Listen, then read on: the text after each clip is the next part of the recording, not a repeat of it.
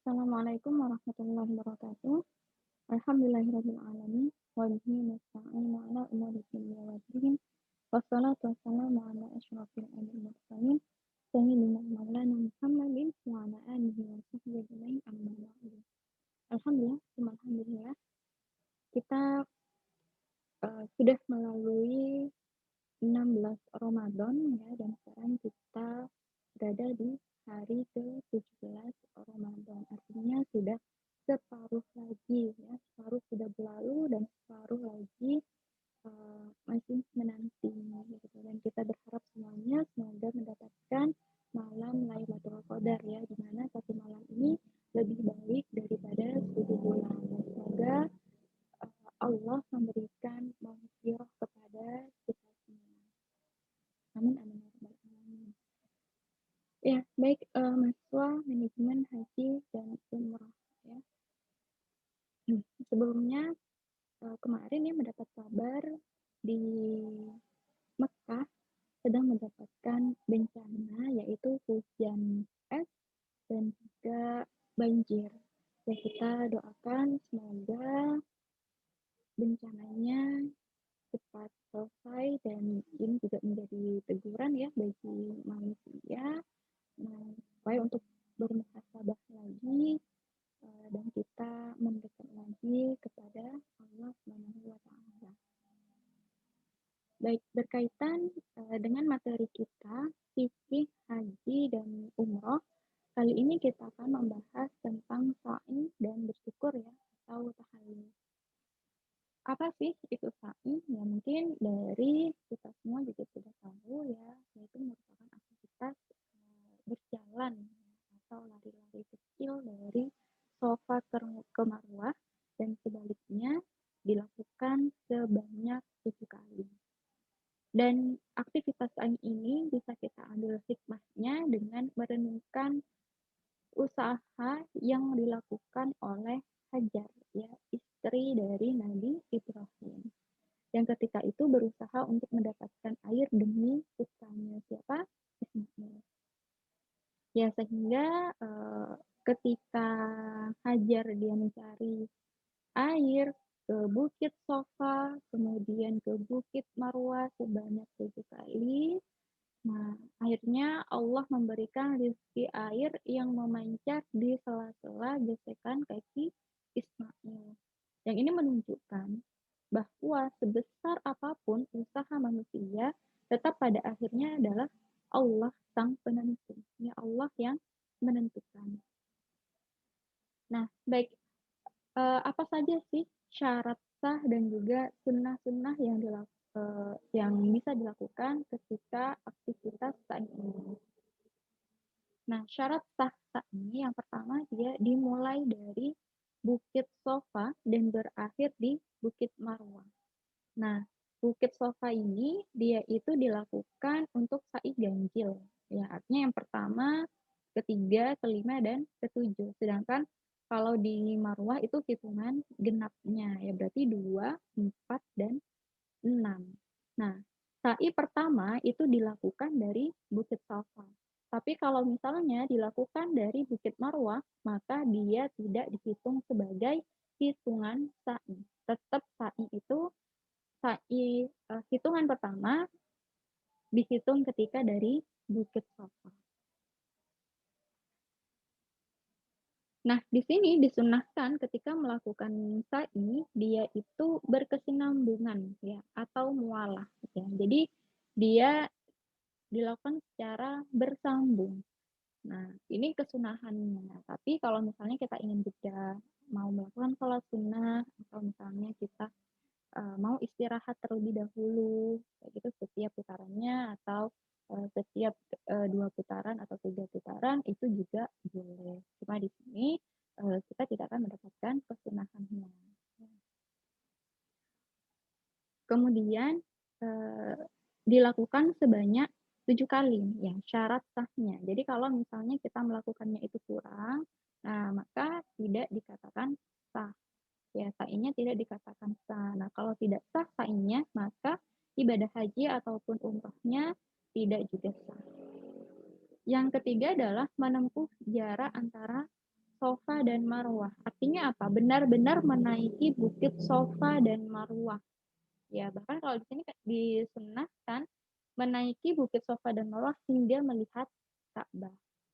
Nah, kalau misalnya ketika melakukan aktivitas sa'i tidak menaikinya, ya, ataupun menaiki tapi hanya sejengkal atau bahkan kurang, maka sa'i tidak dianggap sah. Kenapa? Karena tidak menempuh semua jarak yang seharusnya ditempuh ketika melakukan sa'i. Nah, ini perlu diperhatikan. Jadi bukan asal-asalan yang penting saya ke Safa dan Marwah. Tidak. Tapi memang harus benar-benar menaiki bukit Safa dan Marwah. Nah, sa'i ini yaitu dilakukan setelah tawaf. Nah, bersambungnya tawaf dengan sa'i hukumnya sunnah. Tapi kalau misalnya mau ada jeda, mau istirahat dulu ya sebentar atau lama, hukumnya boleh dan sa'inya tetap sah. Nah, nah itu yang perlu kita perhatikan berkaitan dengan syarat sah. Kemudian sunnah-sunnahnya adalah ya dilakukan langsung ya setelah tawaf tadi sudah disebutkan, kemudian menaiki bukit Safa dan Marwah hingga mendekat Ka'bah, kemudian berdoa. Nah, di sini untuk doa ketika menaiki bukit Safa menghadap ke arah Ka'bah, nah kemudian bertahlil dan bertakbir. Ya. Bunyinya la ilaha illallah wahdahu la syarikalah lahul mulku wa lahul hamdu wa huwa ala kulli syai'in qadir. La ilaha illallah wahdah anjaza wa'dah wa nasara abdah wa hazamal ahzaba wahdah.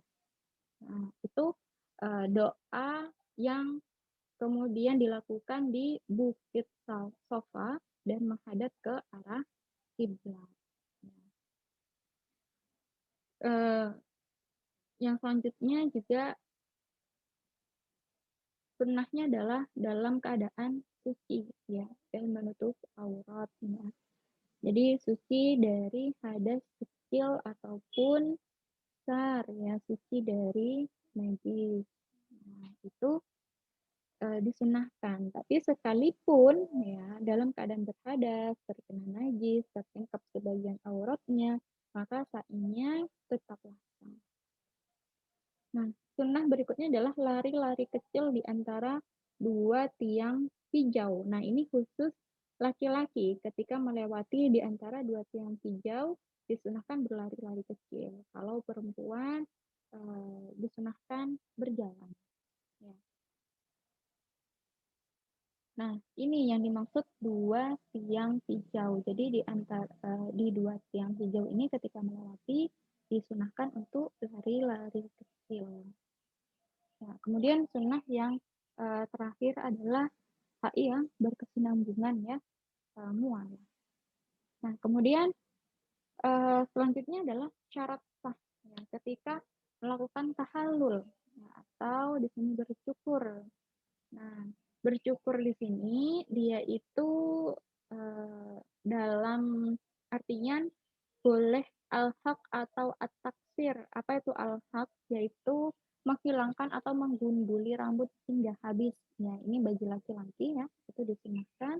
Kemudian atau juga boleh dengan at-taksir. Apa itu? At-taksir dia mengurangi sebagian atau meringkas sesuatu. Nah, syarat sahnya waktu bersyukur adalah setelah selesai pelaksanaan sa'i di Bukit Marwah. Paling sedikit rambut yang dicukur adalah 3 helai dan rambut yang dipotong adalah rambut kepala. Jadi tidak dikatakan dia bertahallul ketika yang dicukur adalah kumis ataupun jenggotnya. Nah, sunah-sunah bercukur, nah bagi laki-laki itu dicukur hingga gundul, ya itu adalah hal yang utama daripada sekedar menggunting sebagian rambut. Nah, kemudian sunahnya adalah bercukur sekaligus 3 helai rambut. Maksudnya gimana? Jadi boleh ketika menggunting 3 helai rambut itu dalam 3 waktu yang berbeda. Nah, itu diperbolehkan. Nah, hanya saja nanti tidak mendapatkan sunnahnya. Ya, sunnahnya dan pada umumnya memang orang-orang melakukan bercukur sekaligus 3 helai rambut. Dan mencukurnya dari sisi sebelah kanan, lalu sebelah kiri. Nah, kemarin di kelas ada pertanyaan ya, bagaimana Bu ketika, seseorang yang melakukan ibadah haji ataupun umroh, dia, sebelumnya mungkin pernah melakukan ya, atau misalnya memang dia, tipe yang susah untuk, tumbuh rambut. Nah, itu bagaimana? Maka ya di dalam, hukum syara bagi orang yang tidak berambut atau sudah bergundul, maka disunahkan baginya melewatkan pisau cukur atau gunting di kepalanya seolah-olah sedang bersyukur, ya. Jadi tetap melakukan itu. Dasarnya adalah fatwa Abdullah ibnu Umar atas orang yang gundul. Hendaklah ia melewatkan pisau cukur di kepalanya. Ini adalah asar yang diriwayatkan oleh Daruqutni dan Baihaqi. Ya, jadi itu yang kemudian solusi ya bagi orang-orang yang tidak berambut atau sudah bergundul.